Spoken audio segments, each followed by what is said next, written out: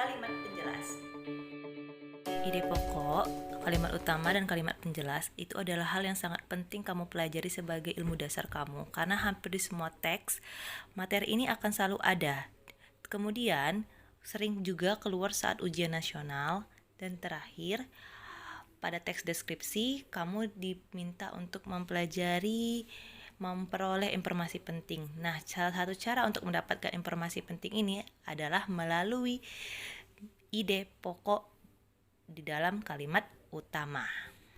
Apa sih itu kalimat utama? Kalimat utama yang menjadi pokok atau inti paragraf. Kalimat utama harus ditulis lengkap satu kalimat dari awal hingga akhir.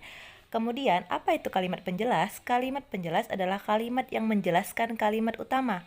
Kalimat penjelas biasanya menggunakan kata ganti penunjuk yang menerangkan hal yang disampaikan pada kalimat utama. Lalu, apa itu ide pokok?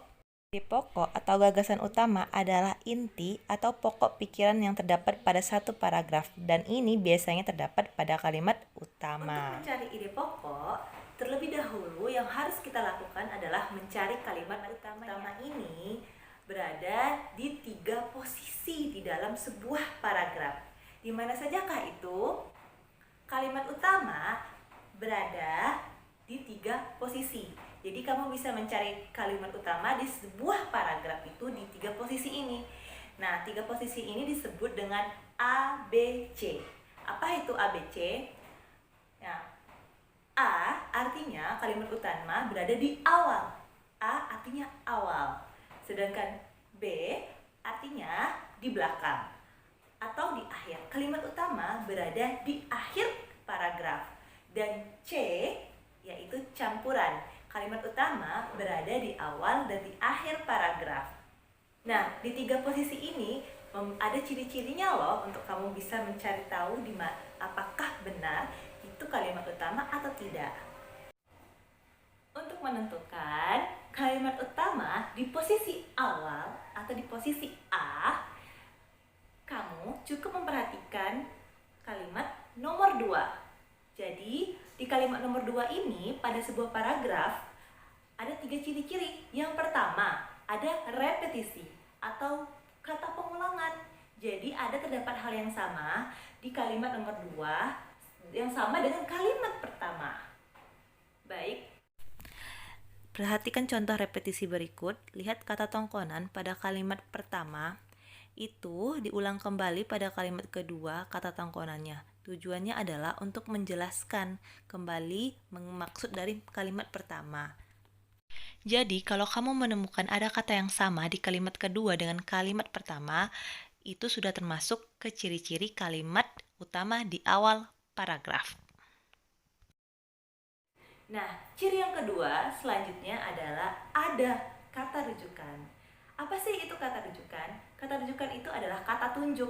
Jadi, pada kalimat kedua, pada sebuah paragraf itu terdapat kata ini, kata itu, atau kata hal itu, dan sebagainya yang menunjukkan sesuatu pada kalimat pertama.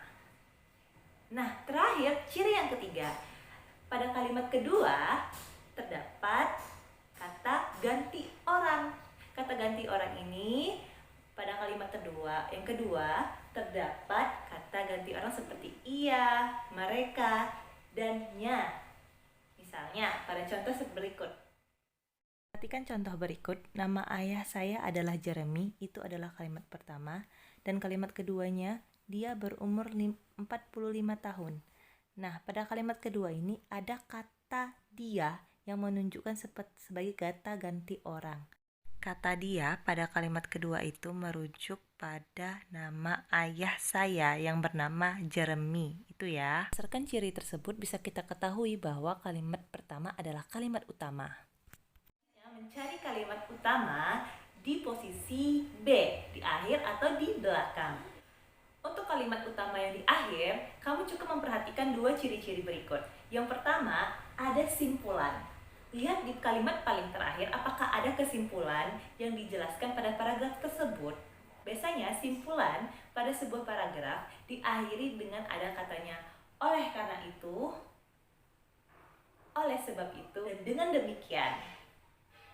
Nah, kalau ada ciri-ciri 3 kata ini pada kalimat terakhir, kemungkinan besar kalimat utamanya ada di akhir. Ciri yang kedua, ada simpulan dengan kata penegasan. Contohnya ada kata penegasan jadi dan bahkan.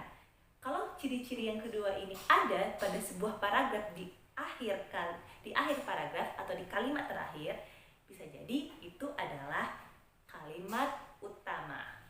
Lalu bagaimana dengan kalimat utama yang di posisi C atau campuran? Nah, kalau kamu menemukan sebuah paragraf yang mana kalimat utamanya itu memiliki ciri-ciri di awal dan di akhir seperti yang telah saya jelaskan tadi, artinya kalimat utamanya adalah campuran. Kalau sudah ketemu kalimat utamanya, berarti kita mencari ide pokok. Mencari ide pokok ini ada dua, yaitu kamu ambil langsung dari kalimat utama atau kalimat utamanya tersebut kamu singkat menjadi lebih kecil, lebih sederhana, atau lebih inti dari kalimat utama tersebut. Berikut, saya berikan contoh, silahkan di-pause, diberhentikan sesaat, kemudian kamu baca dan pahami, seperti yang telah saya jelaskan sebelumnya. Baik, itu saja yang dapat saya sampaikan.